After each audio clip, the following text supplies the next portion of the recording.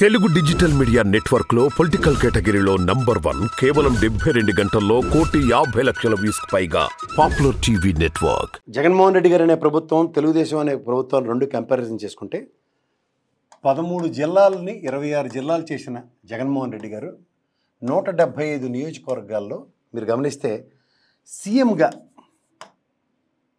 61.38% సీఎంగా జగన్మోహన్ రెడ్డి గారికి యాక్సెప్టెన్స్ ఉంది. జగన్ గవర్నమెంట్ మీద అంటే వైఎస్ఆర్ సిపి గవర్నమెంట్ మీద 66% ప్రజలకి యాక్సెప్టెన్స్ ఉంది. జెండర్ వారీగా మేల్ అన్నది తీసుకుంటే 47.6%కి, ఫిమేల్ అని తీసుకుంటే 54.6%. ప్రాంతాల వారీగా తీసుకుంటే రూరల్ 63.4%, అర్బన్ 51.3%,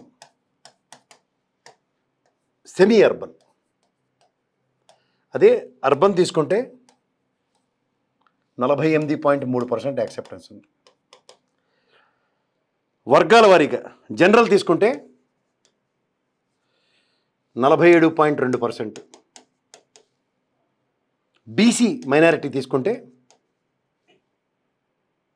52.3%, ఎస్సీ ఎస్టీ తీసుకుంటే 53.5%, వయస్సు వారీగా తీసుకుంటే 18 నుంచి 30 48.4, 31 నుంచి 40 తీసుకుంటే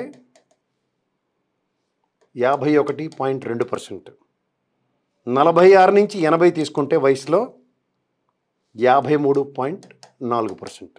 ఇది మీరు ఇందులో గమనించవలసిన విషయం ఏంటంటే, సే ఫర్ ఇన్స్టెంట్ ఈ రెండు ప్యాటర్న్లలో దగ్గర ఈ ప్యాటర్న్లో 30 స్లాబ్ అన్న వాళ్ళు చూసుకుంటే on an aggregate 5 to 10 years CBN government చూసిన వాళ్ళే, అంటే చంద్రబాబు నాయుడు గవర్నమెంట్ చూసిన వాళ్ళే, వాళ్ళలోనే దగ్గర 50% పైచీలకి యాక్సెప్టెన్సే లేదు. అంటే అతను ఏం చేశాడు అన్నదానికి ఇది ఒక ఉదాహరణ. ఇట్లా మీరు గతంలో సర్వేలన్నీ కూడా ఏ విధంగా వచ్చాయో అందరికీ తెలుసు. మీకు నియోజకవర్గాల వారీగా కనుక తీసుకోగలిగితే ఇక్కడ రెండు స్టాటిస్టిక్స్ మీకు చెప్పాలి. మనకున్నది నాకు తెలిసి శ్రీకాకుళం నుంచి వైజాగ్ అండ్ నెక్స్ట్ విజయవాడ, రాజమండ్రి ఒకటి, అంటే విజయవాడ ముందు Rajahmundry and Guntur to an extent and Tirupati,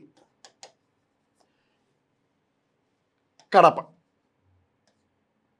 ఇవి మీరు అర్బన్ కింద కొంతవరకు కన్సిడర్ చేస్తే, సాధారణంగా రూరల్ అండ్ అర్బన్లో రూరల్ అంటే సంక్షేమ పథకాలు అందుకున్నారు, వీళ్ళందరి వలన యాక్సెప్టెన్స్ జగన్మోహన్ రెడ్డి గారికి చాలా ఎక్కువ వస్తుందని మనం ఏదో అనుకుంటూ ఉంటాం కదా. కానీ బట్ మన ఇట్ కంపారిజన్ దిస్ థింగ్, నేను ఇందాక నుంచి చెప్తుంది ఏంటంటే సబ్మిస్ చేసి సప్రెస్ చేసిన డెవలప్మెంట్ మాడ్యూల్లో ఏం జరిగిందన్నది ప్రజలకి అవగతం కాకుండా పేపర్లు మీడియా త్రూగా మేనేజ్ చేసిన అపోజిషన్ పార్టీ. బట్ గ్రౌండ్ ఎగ్జిక్యూషన్స్కి వచ్చేసరికల్లా మీకు అర్బన్ కిందాక నేను చెప్పిన దగ్గర ఇవన్నింటిలో కూడా 50% యాక్సెప్టెన్స్ జగన్మోహన్ రెడ్డి గారికి ఉంది. So called Srikakulam, Vizag, Vizianagaram and Rajahmundry, Vijayawada, Guntur and Kadapa, Tirupati ఇలాంటి వాటిల్లో మీరు చూసుకోగలిగితే అర్బన్ ఫ్లేవర్ ఎక్కువ ఉన్న దగ్గర అవుట్ ఆఫ్ 13 డిస్ట్రిక్ట్స్ నేను వీటిని చెప్తున్నాను. శ్రీకాకుళం వెనకబడిన జిల్లా అనుకోవచ్చు, విజయనగరం కూడా అవచ్చు, కానీ but I'm talking about the city head quarters. ఓవరాల్గా ఇంత హెడ్ క్వార్టర్స్లో కూడా 50% పైచీలుగా వైఎస్ఆర్సీపీ డామినేషన్ కనబడుతుంటే ఇంకా రూరల్తో వీళ్ళు ఏ విధంగా కాంపిటీట్ చేయగలరు అవుట్ ఆఫ్ 13 డిస్ట్రిక్ట్స్లో ఉన్న మిగిలిన వాటిల్లో. అపార్ట్ ఫ్రమ్ దిస్ మీకు నియోజకవర్గాల వారీగా చూస్తుంటే గత విశ్లేషణలో మనం శ్రీకాకుళం ఇలాంటి దగ్గర, విజయనగరం, వైజాగ్ అనే దగ్గర అండ్ ముఖ్యంగా రాయలసీమ మొత్తం చూసుకోగలిగితే రాయలసీమలో గతంలో 3 స్థానాలు గెలిచిన తెలుగుదేశం ఇవాళ కొన్ని major districts like Kurnool next Kadapa and Anantapur major పార్ట్స్లో they are losing there battle. అంటే ఈ 3 స్థానాలు కూడా నిరూపించుకోవచ్చా లేదంటే పయ్యవల కేశవులు అటువంటి గెలిస్తే లక్కీ మస్కెట్ అన్నమాట అపోజిషన్ పార్టీ రూలింగ్కి వస్తుంది కాబట్టి పయ్యవల కేశవుని బ్యాటిల్ వదిలించేలా కాకుండా గెలిచేలా చూసే ప్రయత్నం వైఎస్ఆర్సీపీ చేస్తుందని నేను అనుకుంటున్నాను. అదర్ దెన్ దట్ ఇవాళ హిందూపూర్లోనూ అండ్ కుప్పంలోనూ చంద్రబాబు నాయుడు గారు తీవ్ర ఎదురుగాలు ఎదుర్కొంటారు బాలకృష్ణ. పైకి మాత్రం మేకపోత గాంభీర్యాలు ప్రదర్శిస్తూ విస్తృతంగా ఏదో వాళ్ళకి అడ్వాంటేజ్ వచ్చేలా చూసుకుంటున్నారు.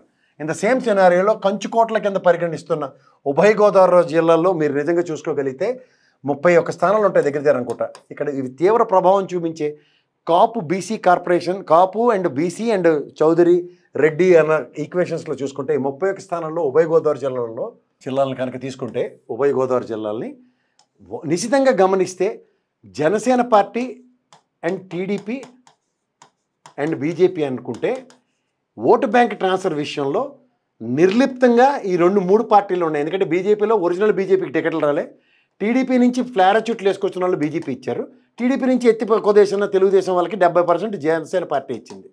ఈ ఓవరాల్గా 9 పార్లమెంట్లు వీళ్ళు నిలబడ్డారు. 31 స్థానాలు అసెంబ్లీలు అనుకుంటే 21 అతనికి 9 అతనికి అంటే 30 అనుకుంటా, మొత్తం 31 స్థానాలు బీజేపీ కూటమి అనుకుంటే ఈ 31 అండ్ 9 × 7 56 స్థానాలు పార్లమెంట్ సెగ్మెంట్లో 56 + 31 81 స్థానాలు జగన్మోహన్ రెడ్డి గారి చేతిలో పెట్టే పనిచేసే కార్యక్రమానికి తెరలేపారు. ఎందుకంటే ఓటు బ్యాంక్ ట్రాన్స్ఫర్ అవుతుందన్న భ్రమంలో వీళ్ళు ఉన్న దగ్గర నిన్న వాళ్ళ పార్టీ పరంగా ఇచ్చిన ప్రజెంటేషన్లోనే క్లారిటీగా చెప్పారు. దీనికన్నా ముందు ఓ టీవీ నుంచి వెళ్ళిన ఒక జర్నలిస్ట్ ఆవిడ అప్పుడు వాళ్ళకి అనలిస్ట్గా ఉన్నారు. ఆవిడ క్లియర్గా చెప్పింది, అమ్మాయి చెప్పిన దగ్గర 90% నియోజకవర్గాలు డి కేటగిరీలో ఉన్నాయని.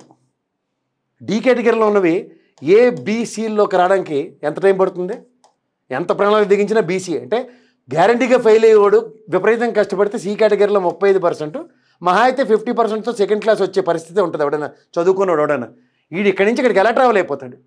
సో ఇది గణనీయంగా గమనించగలిగితే వెనుకబడిన తనంలో 23 స్థానాలకు పరిమితమైన చంద్రబాబు నాయుడు గారి సిబిఎన్ పార్టీ సెకండ్ పరివర్తన చెందిన తెలుగుదేశం పార్టీ ఇప్పుడు 175 స్థానాలు ఎయిమింగ్లో దగ్గర 147 స్థానాలకు వాళ్ళు పోరాటం చేస్తున్న దగ్గర వాట్ ఈస్ అవుట్కమ్ అన్నది ప్రజలే నిర్ణయిస్తారు. ఇది వైఎస్ఆర్సీపీ అనే అండ్ ఎన్డీఏ అన్న దానికన్నా జగన్మోహన్ రెడ్డి వర్సెస్ జగన్మోహన్ రెడ్డి జరుగుతున్న ఎలక్షన్స్లో ప్రజలు న్యాయ నిర్ణేతలు జగన్మోహన్ రెడ్డి కావాలనుకున్న వాళ్ళు, జగన్మోహన్ రెడ్డి అక్కర్లేని వాళ్ళ మధ్యలో జరుగుతున్న ఎలక్షన్ మాత్రమే. అంచేత ఈ సర్వేలు నెక్స్ట్ గతంలో ఇచ్చిన ఎగ్జిక్యూషన్స్లో కూడా ఆల్మోస్ట్ 90% ఆఫ్ ద సర్వేస్ కూడా in the favour of YSRCP. So ఈ అనాలిసిస్ అండ్ సర్వతోముఖ అభివృద్ధిని పరిగణలోకి తీసుకుని జగన్మోహన్ రెడ్డి ప్రభుత్వం ప్రజలకు కావాలా అక్కర్లేదని వాళ్ళని నిర్ణయించుకోవాలి. ధన్యవాదాలు.